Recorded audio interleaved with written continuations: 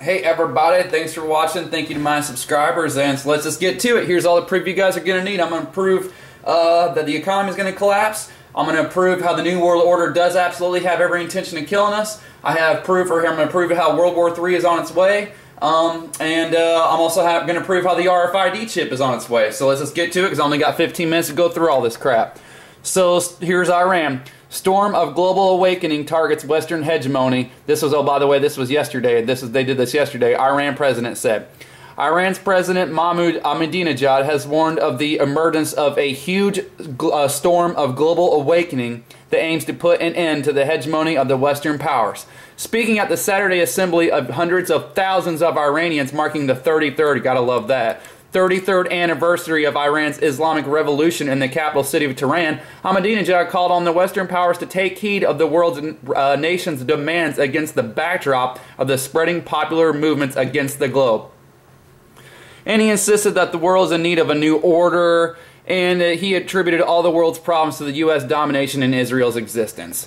And don't forget, by the way, about how Iran's leader issued a new threat to the West yesterday, Saturday, warning that his country would soon unveil big new nuclear achievements.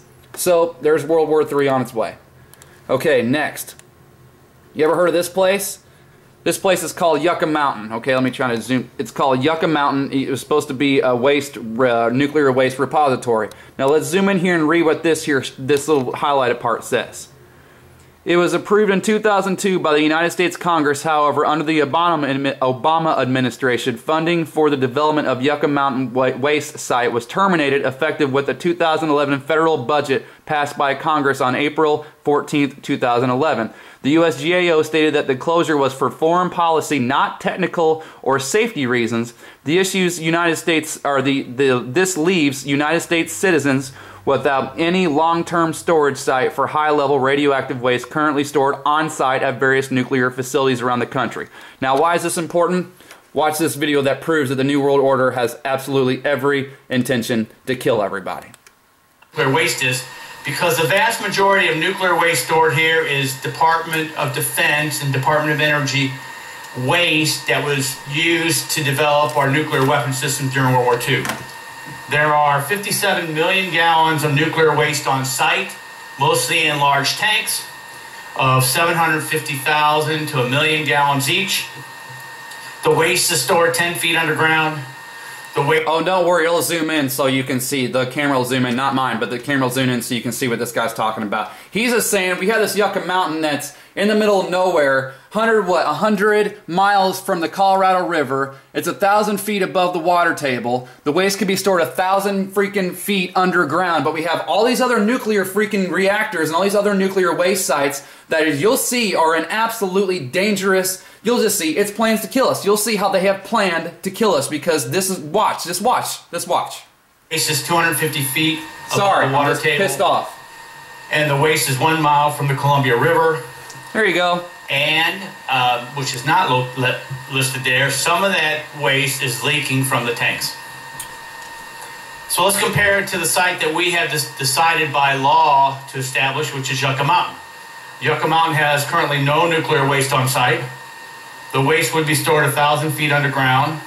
The waste is 1,000 feet above the water table. You get the picture, like I said, by law, but we don't go by law. They just do whatever they want. Here's another one. Right. See that? There's another one. The waste stored above ground. It's 5 feet above the water table, and it's only 1,300 feet from Lake Michigan. How about another one? Over 2,300 waste rods on site, waste stored above ground in pools adjacent to the Pacific Ocean, located 45 miles from San Diego. How about another one? 2,918 spent fuel assemblies on site, waste stored above ground in pools, waste less than 20 feet from the water table on Cape Cod's Bay. How about another one?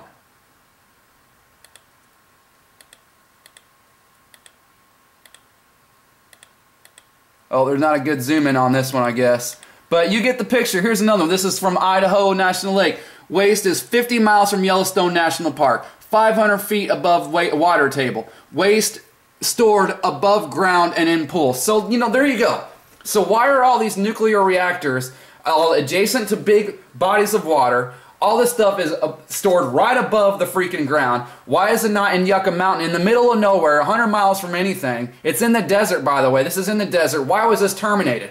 Because they planned to kill us all. How? Why? So someone explain to me why they would do that. What is the logical reason that we would terminate? And we've already spent billions of dollars on this thing, according to this guy. So why would we not store all this stuff in the middle of nowhere in the desert? Why are we putting in all these places that are in 50 fucking miles from National Park and adjacent to the Pacific Ocean, 45 miles away from San Diego, 1,300 feet from Lake Michigan, because they're trying to kill everybody?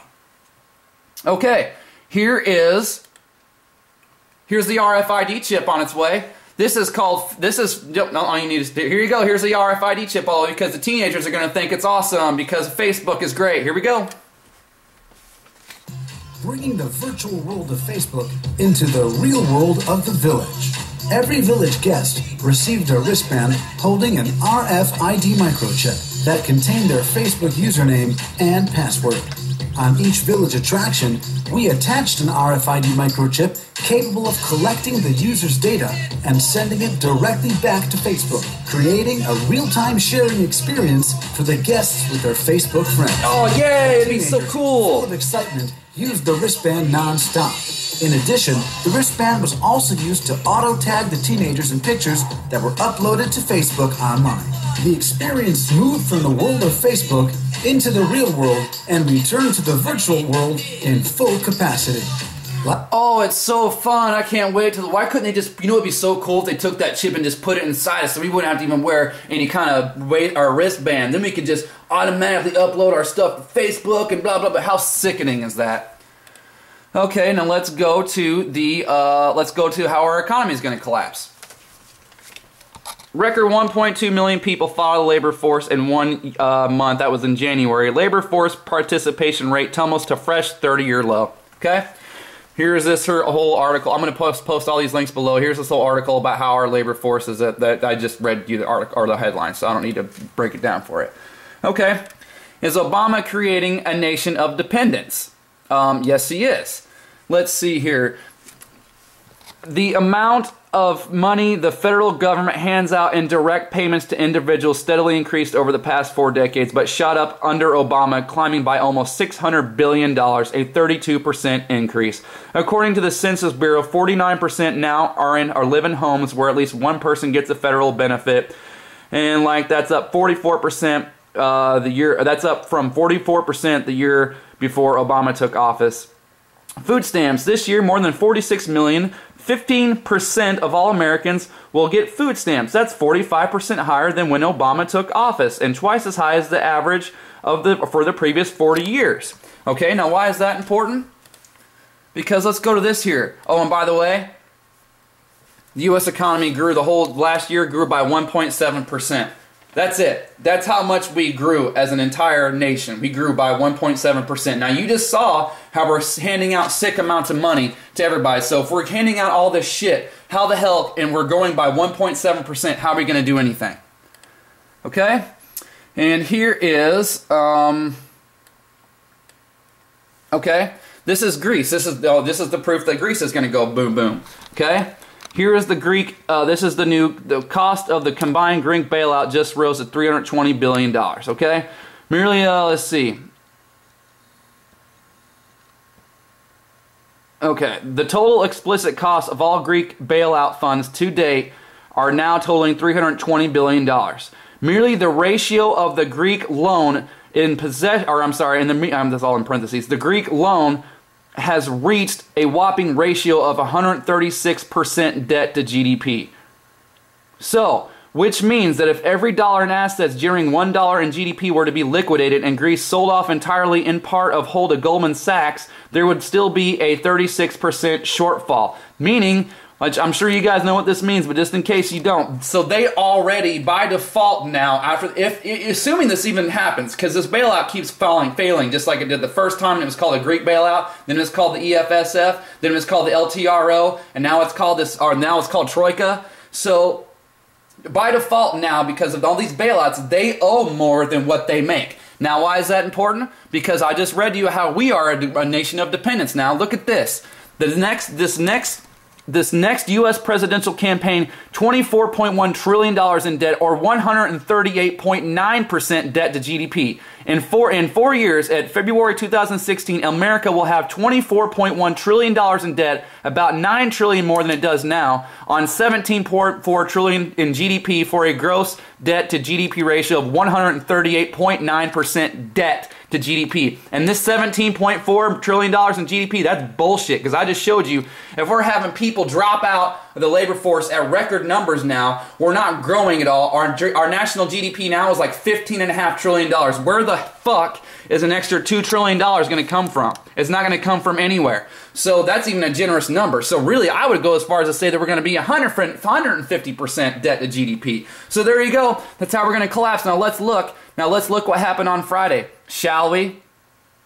This is what the Greeks are doing now, because they can't do shit, because they're fucking overdebted and they're starving and they are literally property of the bank, because their whole country, by default now, assuming if this package doesn't go through, they're screwed either way. So either the package falls through and they set it on fire, or the package goes through and they are literally become property of the bank and they owe more money than what they make. This is what they're doing over there, by the way. This is Friday. This is what you can expect to see in our streets in about anywhere 6 to 10 months. Maybe even sooner.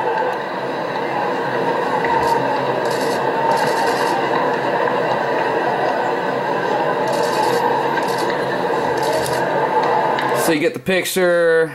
Here's more. That's what our future looks like, guys. I hope you're preparing and getting silver or getting food or getting water and just preparing for this apocalypse. Because if you're watching this stuff and you know this stuff's coming, you're going to be fine. You're going to be fine because you're not caught off guard like everybody else is. Now, here's my favorite one. Here is our Secretary of State admitting that we created Al-Qaeda, the Taliban, the terrorists, whatever you want to call them. Here she is admitting it.